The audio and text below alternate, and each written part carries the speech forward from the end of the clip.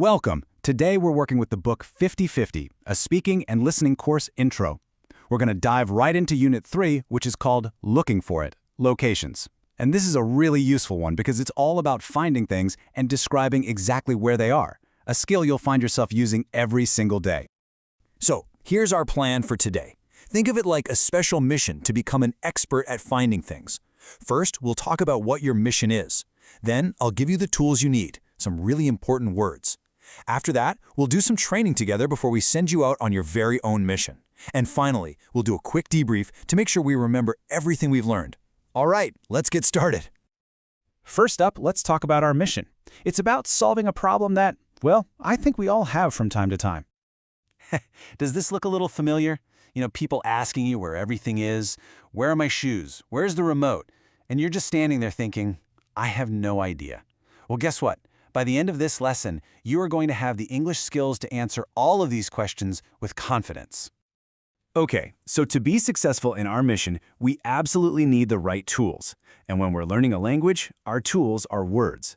For describing locations, there are some very special words we need to get really good at using. And here they are. These tools are called prepositions of place. In Arabic, we call them حروف الجر للمكان. Now, they might be small words, but trust me, they are incredibly powerful. They help you paint a picture in someone's mind. So, let's learn the most important ones together. Please, I want you to repeat after me. Okay, first up, we have in. In Arabic, that's fi. For example, you would say, the wallet is in the briefcase. Your turn. In. Next, we have on. In Arabic, ala. For example, the book is on the desk. Say it with me. On. And now, under. In Arabic, tahta. An example is, the shoes are under the chair. Let's hear it. Under. Here's a two-word one, next to. In Arabic, bijanid. For example, the lamp is next to the bed. Your turn. Next to. Then we have behind. In Arabic, khalf. For instance, the cat is behind the tree. Go ahead. Behind. And finally, for now, in front of. In Arabic, amam. An example would be, he is in front of the post office. Let's say it together. In front of. So, how do these words sound in a real conversation? Let's listen. Here's a dialogue between Alan and Sophie. Alan can't find his wallet. Sophie says, Alan, are you ready? The taxi is here. Alan replies, oh no, where's my wallet? Sophie, I don't know, is it on your desk? No, it isn't. Sophie asks, is your briefcase on the floor next to the desk? Yes, it is. Okay, is your wallet in the briefcase? Wait a minute. No, it isn't. Your wallet is here, but my wallet isn't. See how they use on, next to, and in to try and find it? That's exactly what we're learning to do. Fantastic work. So you've got your tools now. It's time for some guided training. We're going to look at a picture of an office and practice listening and finding different objects. Let's do this together. Okay, for our first exercise, I'm going to read 10 sentences. As I say each sentence, I want you to look at the picture of the office and find the object I mention. Ready? Let's go. 1. The scissors are on the desk, next to the briefcase. 2. The keys are under the desk, on the left. 3. The weights are on the floor, under the desk. 4. The lamp is on the desk, on the left. 5.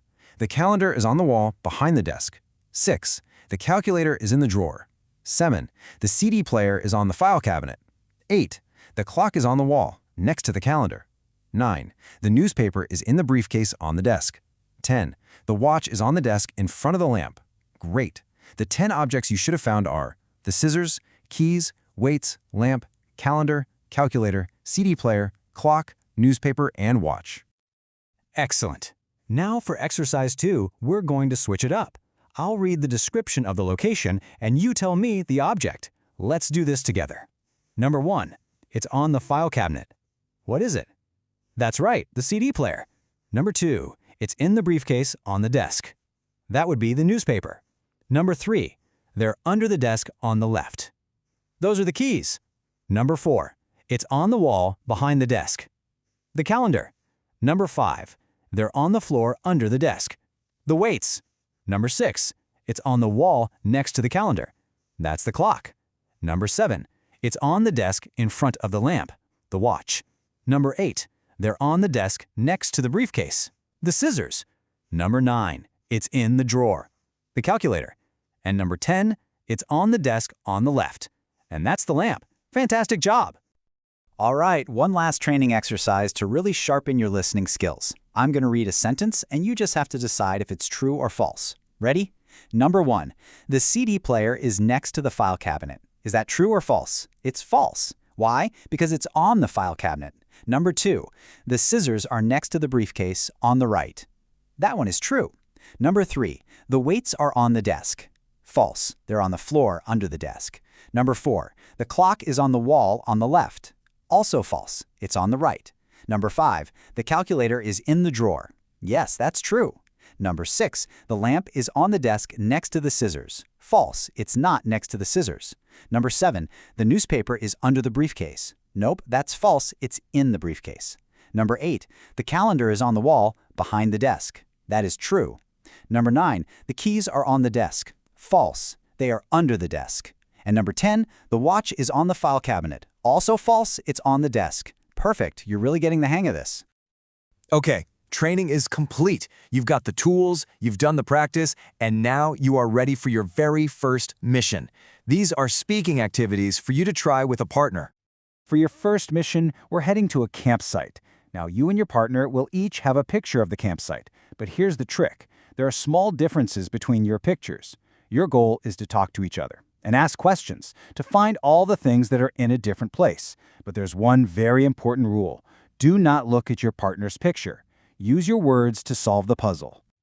All right, your next mission takes you to a busy city street. This is another activity where you and a partner have different information. One of you will ask questions like, "Where is the letter carrier?" or "Where is the taxi cab?"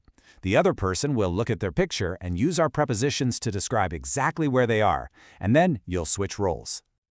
Mission accomplished. That was excellent work.